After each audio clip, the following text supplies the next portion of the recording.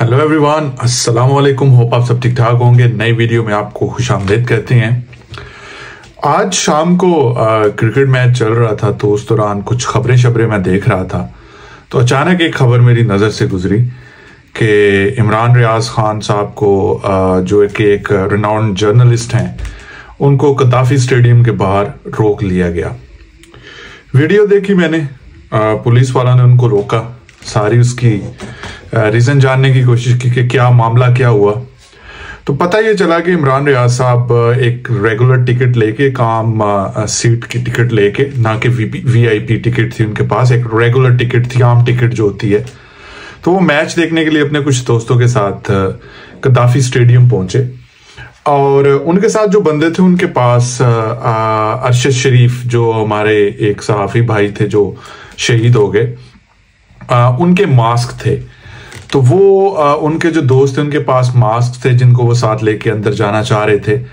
तो पुलिस वालों ने उनको रोक लिया और उसके बाद कहा कि एसपी साहब मिलना चाह रहे हैं। तो एसपी साहब ने जनाब उन्हें रोका और कहा कि ये स्टेट अगेंस्ट नैरेटिव है, ये जो आप बिल्ड करने की कोशिश कर रहे हो।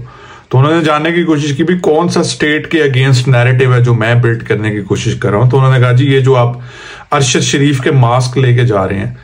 तो इमरान रियाज साहब ने कहा कि जी देखें, स्टेडियम के अंदर और भी लोग जाते हैं, अपने चाहने वालों की तस्वीरें लेके जाते हैं, प्लेयर्स की भी होती हैं, प्लेयर्स के अलावा लोगों की भी होती हैं, प्ले कार्ड्स होते हैं, लोग उसके ऊपर अपना मैसेज लिख के जो है ना वो डिस्प्ले करते हैं या अपनी जो उनकी फीलिंग होती है उसको एक्सप्रेस करते हैं। तो ये कैसे अगेंस्ट स्टेट नैरेटिव हो गया कि एक सहाफ़ी जिसको कत्ल कर दिया गया बड़ी बेदर्दी के साथ, अगर उसका मास्क पहन के कुछ लोग स्टेडियम के अंदर उसको खराज तहसीन पेश करते हैं तो ये स्टेट अगेंस्ट नैरेटिव कैसे हो गया। बहरकैफ वहां पे काफी हाथापाई भी हुई, कुछ उनके दोस्तों को खींचा गया और कुछ मार्केटाई वाला सीन भी क्रिएट हुआ। लेकिन एट द एंड उनको वहां से जाने दिया गया, उनको अरेस्ट नहीं किया गया। ये सारा मामला देख के जो चीज ने मुझे परेशान किया वो ये था कि स्टेट अगेंस्ट नैरेटिव कैसे हो गया। मतलब आप ये कबूल कर रहे हैं कि अरशद शरीफ को एस्टेब्लिशमेंट यानी कि पाकिस्तान की आर्मी ने या आईएसआई ने कत्ल करवाया। अगर आप ये मानते हैं तो उसी के बावजूद ये स्टेट अगेंस्ट नैरेटिव होगा ना कि भाई आर्मी ने कत्ल करवाया और आप जो है ये जो पिक्चर्स लेके जा रहे हैं और ये लोगों को डिस्प्ले कर रहे हैं, ये आप अपनी आर्मी के खिलाफ जो है ना लोगों को भड़का रहे हैं अरशद शरीफ की पिक्चर दिखा के। मतलब तो फिर यही बनता, और तो इससे हमें तो कुछ समझ नहीं आती। अगर आपको समझ आती है तो हमें एक्सप्लेन कर दें, कमेंट सेक्शन में भी बता दें जनाबे वाला कि ये स्टेट अगेंस्ट नैरेटिव कैसे हो गया कि एक शहीद बंदा है, एक सहाफ़ी है जिसने इस कौम के लिए, इस कौम के लोगों के लिए एक काम किया और अपनी जिंदगी कुर्बान कर दी, और आप अगर उसकी तस्वीर को कहीं पे एक्सप्रेस करके उसको खराज तहसीन पेश करने की कोशिश करते हैं तो आप मुल्क के गद्दार हो जाते हैं। कमाल नहीं कर दिया वैसे आपने। वैसे इन लोगों को ना वो वाले यूट्यूब चैनल दिखाने चाहिए जिनकी मैंने वीडियोस पहले भी दिखाई थी और उनको नॉमिनेट भी किया था। वो कर रहे हैं स्टेट अगेंस्ट नैरेटिव बिल्ड, जिसको आप बिल्कुल आंखें बंद करके बैठे हुए हो और दिन ब दिन ये YouTube चैनल बढ़ते ही जा रहे हैं। पहले कुछ 10-20 चैनल मेरी नजर में आए थे, अब मैंने देखा है कुछ 30-40 चैनल ऐसे हैं जो स्टेट अगेंस्ट नैरेटिव को टो कर रहे हैं, लेकिन उनको पूछने वाला नहीं है।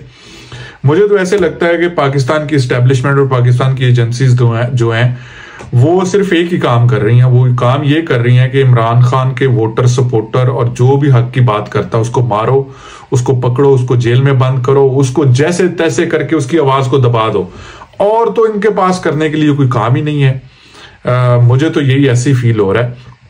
पहले भी मैं ये बात बहुत जगहों पे एक्सप्रेस कर चुका हूं और ये बात पहले भी मैं बहुत दफा कह चुका हूं कि हमें अपने मुल्क से मोहब्बत है, हमें अपने मुल्क की अफवाज से मोहब्बत है, हमें अपने मुल्क की एजेंसी से मोहब्बत है। लेकिन अगर यही मुल्क की अफवाज और यही मुल्क की एजेंसीज जो हैं बजाय इसकी कि हमारी प्रोटेक्शन करें, ये हमें मारना कूटना शुरू कर दें और हम पे ही जुल्म ज्यादती शुरू कर दें, तो फिर आवाज तो उठेगी।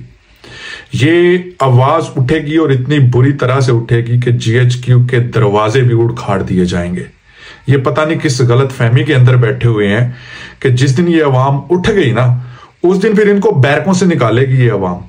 यकीन माने ये किसी गलत फहमी में है, इनको अंदाजा ही नहीं है कि जब अवाम उठती है ना, फिर ये कोई नहीं देखती कि इनके सामने कौन है। ये अफवाज को भी भूल जाएंगे। और देखें, अफवाज के साथ जो मोहब्बत थी ये खुद ही कम करते जा रहे हैं हर आने वाले दिन के साथ।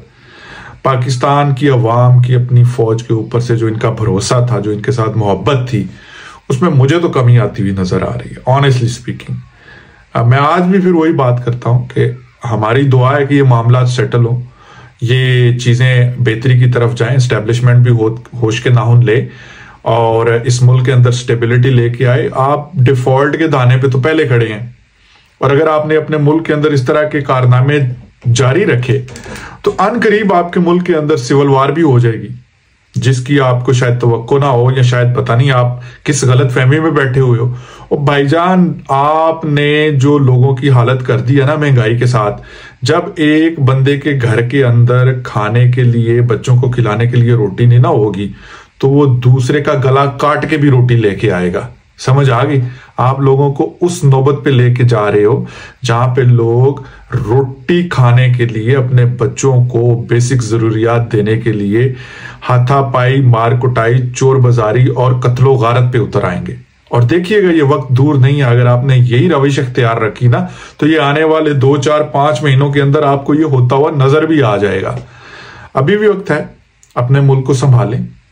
अपने मुल्क ही आपके लोग हैं, आपकी अवाम है, आपसे मोहब्बत करती थी और करती रहेगी। अगर आप अपने मामलात को दुरुस्त कर लेंगे तो ये अवाम आपके नारे लगाएगी, आपके लिए जान देने के लिए तैयार होगी। लेकिन अगर यही रविश रही तो अनकरीब वो दौर दूर नहीं है जब GHQ के दरवाजे भी ये अवाम उखाड़ के जो है ना लोहे के भाव बेच देगी। फिर आपको समझ आएगी कि आपके साथ हुआ क्या है। एनीहो जी, साइनिंग ऑफ हियर। बात बुरी लगी होगी तो लगी है, तो फिर क्या हो सकता है। टेक केयर, अल्लाह हाफिज, पाकिस्तान जिंदाबाद।